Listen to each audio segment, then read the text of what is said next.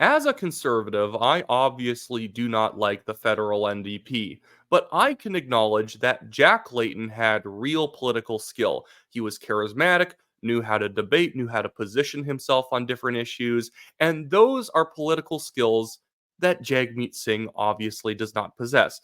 Jagmeet Singh doesn't even have the political skills that Thomas Mulcair has. Thomas Mulcair could blow Jagmeet Singh out of the water, and Thomas Mulcair could only be described as mediocre himself. It's all become very evident that Jagmeet Singh doesn't know what he's doing ever since he ripped up the supply and confidence agreement with the Liberals. Like, obviously, we already knew he was incompetent even before that, but I mean, like, this has put a very fine point on it. Jagmeet Singh does this dramatic, symbolic breaking of the alliance with the Liberals and then does nothing. He has nothing because as much as the NDP in theory should be opposing the Liberals if they were smart and trying to position themselves for next election to gain seats, but the problem is that Jagmeet Singh and the Liberals pretty much agreed on everything, or at least Jagmeet Singh was willing to agree with the Liberals on everything. And when he tore up the agreement, there wasn't a big moment of disagreement between Singh and Trudeau. Singh just kind of did it and then accused the Liberals of being corporate. It was very hollow, and you could tell that Jagmeet Singh just realized that he was floundering in the polls because he had tied himself to Trudeau, so he had to somehow break the chain even while not having a good reason to at the time. And Justin Trudeau doesn't even seem to really care that the NDP has done this. He's just gone over and joined with the Bloc Québécois, it looks like, and he's just going to carry on with them. They had more political power than the NDP did anyways. They have more seats. And this is why it's so silly, Jagmeet Singh pretending that he is now putting the Trudeau government at risk, because the Bloc always existed too. And again, the NDP is just going to keep voting with the Liberals anyways, because they share priorities. The difference between the Liberals' priorities and the NDP's priorities, at least in this, this term that we're in Parliament right now, is that if the Liberals wanted to spend $1 billion on something, the NDP would want to spend $1.1 billion. That's really the only difference between the two parties. It's just the scale of government spending and the size of the programs. And now Jagmeet Singh is just kind of floating around in real life, but mostly just on social media, posting fairly mediocre ads he could have been refining and creating better messaging around for months. Because if he knew he was potentially going to break this alliance, you should have stockpiled a lot of great anti-liberal messaging, but he didn't. So we have this on his social media, on his X account. He says, "Change starts with taking care of each other. No more broken promises and cuts." What cuts? Seriously, what cuts, Jagmeet? What cuts have occurred in this federal government? You and Justin Trudeau have only added to the bloated budget. But whatever, I digress. Getting back to what Jagmeet was trying to say, it's time for a government that cares for its people. And it starts now. And it comes with this cringy 30-second video. Change. Change. Change. It makes us stronger. It moves us forward. It gives us hope. It doesn't come from tearing each other down. Oh, I'm offended on Jack Layton's behalf that they even inserted his image into this as if Jagmeet Singh has something in common with him. Jack Layton probably wouldn't let Jagmeet Singh into a federal NDP where he was still running it. It comes from looking after our neighbors. It's not about broken promises and empty words. It's about delivering for people. In this by-election, you have a choice. Help Justin Trudeau and the Liberals rig the rules for corporate profit, or join us to change them and lower the price of your groceries and your rent. The change starts here by voting NDP on September 16. It starts here. It all starts here. It's just so bad. He's gonna deliver for Canadians, dude. I wouldn't let Jagmeet Singh deliver me a pizza. He just can't follow through. Outside of the whole ideological side of things, where I don't agree with his perspective on policies, where did the Liberals betray you on like corporate issues? You literally crafted the grocery store Bill of Rights together, or like Code of Conduct or whatever it was. You created that. It was technically an anti-corporate piece of legislation. The dirty secret is everything that the NDP wants to pass actually helps large corporations because it wipes out their smaller competition. But from the NDP's frame of mind, how did the Liberals betray you? Like, no more betrayals, no more cuts, no more broken promises. What broken promises? If anything, the Liberals' biggest flaw is they keep delivering what they said they were going to deliver. But it's not exactly, it's not good delivery, it's DiGiorno. But aside from that terrible joke, it's really just that what the Liberals' agenda sucks. So it doesn't matter if they delivered or not. It's horrible. But now I want to move on to another thing that Jagmeet Singh posted recently. All of it's just been this very cringe anti-corporate type messaging, like this post right here. He says, big corporations and wealthy CEOs have had their government. It's the people's time. You were part of the government. You were part of the government. If anything, he's throwing the people under the bus because apparently the people were in charge over the past like 6 years because they've been, or like 5 years, because they've been propping up the Liberals since 2019, passing legislation with them. So what do you mean it's the people's time? Technically, if the definition of the people's time is the NDP being in office, means that it has technically already been the people's time. And I guess the people messed up pretty hard. Let's go find another post from him. All these terrible, oh my goodness, all of his terrible fake enthusiasm videos here where he's like promoting his NDP candidates in these different by-elections. I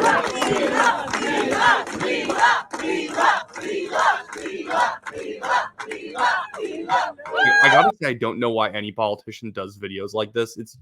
It doesn't, I don't know what support this is winning you. But there's another post he made. Oh my goodness. Oh, it's this video. It's this video. But again, the through line with all these videos is just nothing.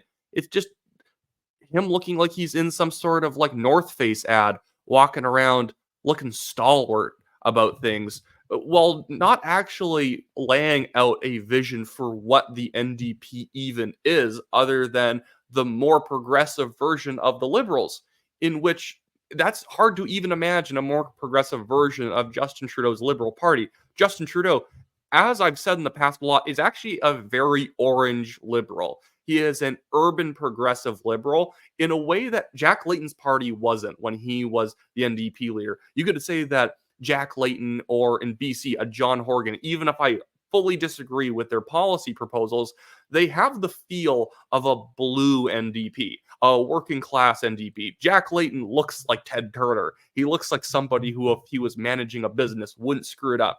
Jagmeet Singh could screw up a lemonade stand, and that's an impression that he is not shaking with these very, again, the word I use is floaty, flatulent. He doesn't actually have a coherent, substantive point. But here's Jagmeet Singh saying, in Canada, we take care of our neighbors. That's who we are. But right now, people are losing hope. They're falling behind while CEOs make record profits. No, they aren't. It's revenues. Companies' profit margins have actually been falling. But Jagmeet Singh, because he's either stupid or a liar, I tend to think the latter, is pretending that they're making record profits. And then he goes on to say, Justin Trudeau let people down, but we can stop conservative cuts and price gouging. If we stand together, we will win together. Okay, and now I got to show you the video. Again, a lot of video. He looks like he's in some sort of Old Navy ad or whatever, but Old Navy's not pricey enough for him. So insert whatever expensive brand here, Abercrombie and Fitch, I guess. Every day when I'm confronted with challenges, or I'm dealing with struggles or a crisis, I am guided by this basic principle. We are better off when we take care of each other. There's no question about it. And if we take care of each other, if we lift each other up, if we support each other, we all rise. Sorry, but what crisis or difficulty has Jagmeet Singh actually dealt with in politics? Like, this must just be an excerpt from his last caucus meeting where everyone's saying that he's an idiot, and he's saying, well, it'd be better if you guys don't throw me out and we stick together, because then we're stronger. That's what determines the decisions I make. How can we lift each other up? How can we support each other better? How can we take better care of each other? Yeah, he has the politics of an 18-year-old anthropology student. It's so bad.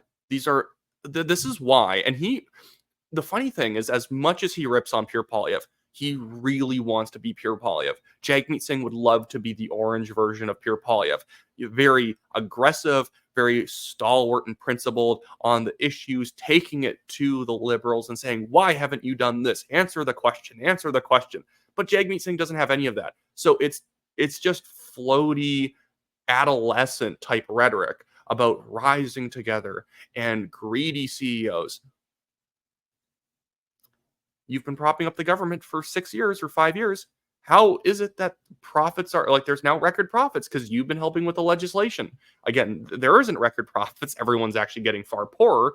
Jagmeet Singh should technically like what's going on because, like what Margaret Thatcher said about the Labour Party in the 90s, he'd rather the poor be poorer as long as the rich were less rich. And in a certain sense, Jagmeet Singh has absolutely achieved his goal. But anyways, moving on. Oh my goodness, there's all these like be the change type posts. And this one is really the cherry on top of it all for me and many other people. He posted this where he's looking forlorn walking on a pier, which does not jive at all with the language he then uses in the post. He says, I love our country.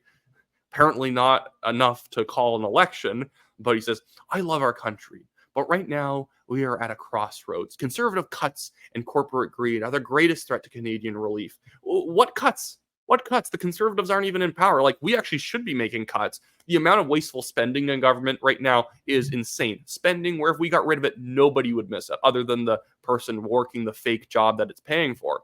But, like, what is he talking about? The greatest threat? Like, there's no conservative government, but he needs to be in opposition of something, and he can't be in opposition of the Liberal government. One, because he's not prepared for an election, but also two, he can't name something that they've done that he can actually disagree with.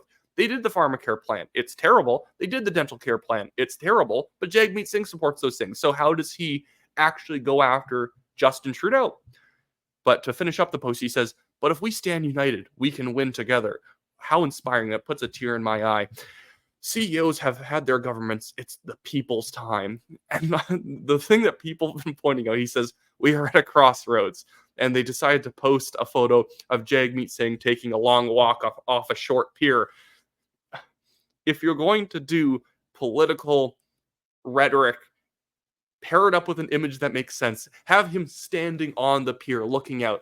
That would make more sense. Looks like he's thinking about a tough decision, and the crossroads is more of a mental one. Or have him being taken a picture at a park where there's a literal crossroads. Instead, you have Jagmeet Singh, hands in his pockets, about to walk into the ocean. Not a bad idea. But still, I'm a conservative, as I said before, but I get driven up the wall when I see terrible political rhetoric. And one of the worst rhetoricians in Canada is Jagmeet Singh.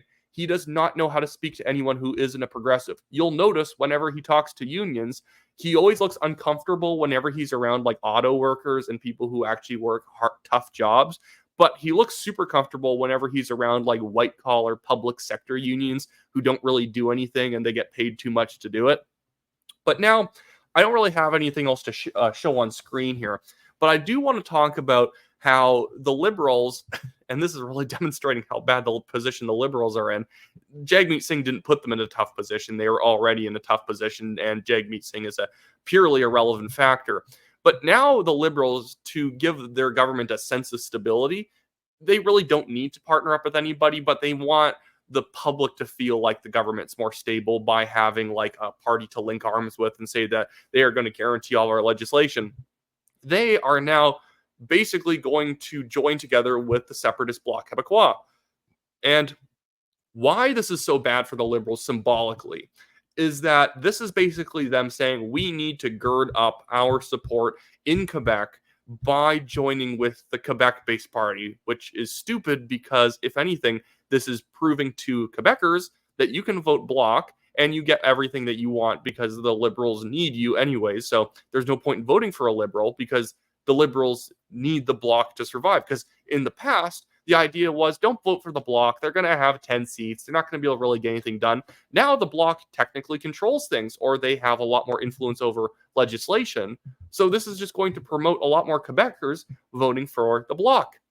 And the Liberals out of this are hoping that they end up giving Quebec more stuff and that they're going to shore up their support in Quebec. But if we're talking about needing to shore up your support in Quebec, your party's dead. Your party's not functioning if you're the Liberals and you need to worry about your support in Montreal. That's horrifyingly stupid. This would be like if there was a Conservative government needing to bend over backwards to shore up their support in Saskatchewan, Alberta. If the enemies are truly at the gates of your last capital, if you're worried about Montreal and you're Justin Trudeau. But that's the kind of situation the Liberals are currently in. There's this ridiculous new poll out from Nick Nanos for one last thing to dunk on. This is basically turning into an episode of the Wyatt Claypool show where I run through 3 topics, but I didn't plan it out this way. But Nick Nanos released poll numbers, and again, not even worthwhile showing it on screen, where the Liberals are only down 12 points. Nick Nanos, I love you, kid. You got to find a new line of work if you think the Liberals are only down 12 points on the Conservatives. Every other pollster pretty much is showing the Liberals trailing the Conservatives by 18 to 21 points.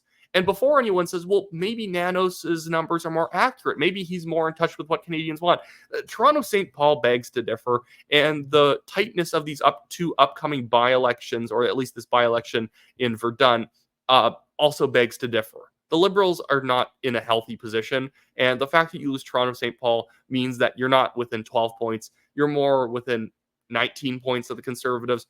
The numbers that Nick Nanos put out put the Liberals leading in Atlantic Canada. All the other pollsters show the Conservatives sometimes above 50% support in Atlantic Canada. The Liberals are not leading in Atlantic Canada. They had an 8% lead in Atlantic Canada in this Nanos poll. That's a fake number. And for the most part, the polling industry in Canada is actually quite accurate. They're quite good at doing their jobs. But there are some, what I would just describe as dinosaur pollsters, who keep trying to poll elections like they did in 2005. Whether they are still doing landlines or they are still doing, not that they're literally doing landlines, but they're just polling through cell phones the same way they used to do landlines. Or they're doing these really flaky IVR or online polls where the questions aren't phrased correctly and they're way oversampling urban cores. And then they just fart out these numbers and then we're like all supposed to believe that this is even somewhat realistic. I could just guess numbers in a day and it's going to be closer than what Nick Nanos would say in terms of my margin of error. You can, if you know politics enough in a country, and especially if you do campaigning like I do, and you just walk around, almost it doesn't matter what riding you're in, you can generally guess what people's impressions are of each party in that area, because you can kind of absorb the mood of people. You talk to enough people, you even talk to people who were already conservatives, and you can kind of tell that people have become more conservative over the past few years. But like Nick Nanos and these other people just like go to their crystal ball and they're like, oh, the Liberals are at 27 and the Conservatives are at 39. If you think this next election is going to have the Conservatives sub 40, you're insane. Like, obviously, if a scandal happens, that could occur, but that's just to basically say anything can happen. This is not a plus, only a plus 12 lead for the Conservatives, let alone a sub 40 position for the Conservatives. This is like in BC when all the pollsters are showing, and like NDP up 1, tie, Conservatives up 3, Conservatives up 2, NDP up 2. That's realistic. And then Console Strategies, or whatever they're called, comes out with a +8 NDP poll.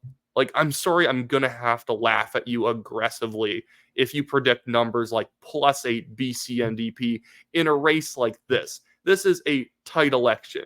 You walk around, you talk to people, even in the more NDP or more conservative areas, you can detect it's a tight election. It's just one of those things you can understand if you actually know how people usually typically talk about politics and how moods shift. It is far more of a change election happening in BC. Not everyone you talk to is voting conservative. Not everyone's anti-NDP. There's a lot of people who reflexively vote anti-conservative. But it's not an election where there's going to be +8 NDP. +8 NDP would have the NDP win a majority of like 15 seats. That's not that type of election. You wouldn't have as many NDP MLAs just dropping out and saying they're not running again. if it was going to be an easy walkover election victory. But whatever, maybe I don't know anything.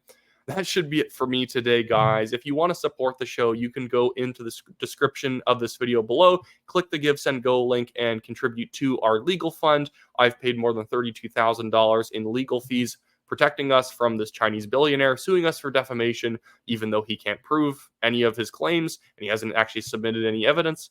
And then also, if you live in British Columbia, think about donating to the Abbotsford South EDA in the description below. I am acting as Bruce Banman's campaign manager down here, and your money isn't just going to Abbotsford South. What we're doing is we're acting as a main collection point for the entire Fraser Valley and also a little bit of Metro Vancouver, and then we will distribute money out to the ridings who need it to be able to buy campaign signs, to be able to afford advertisements and pay volunteers if they, certain volunteers need gas money on all this stuff.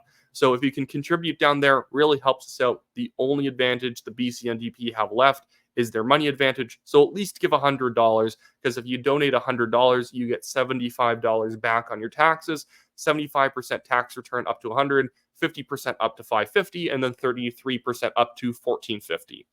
Anyways, that's truly it for me today, guys. Have a good one.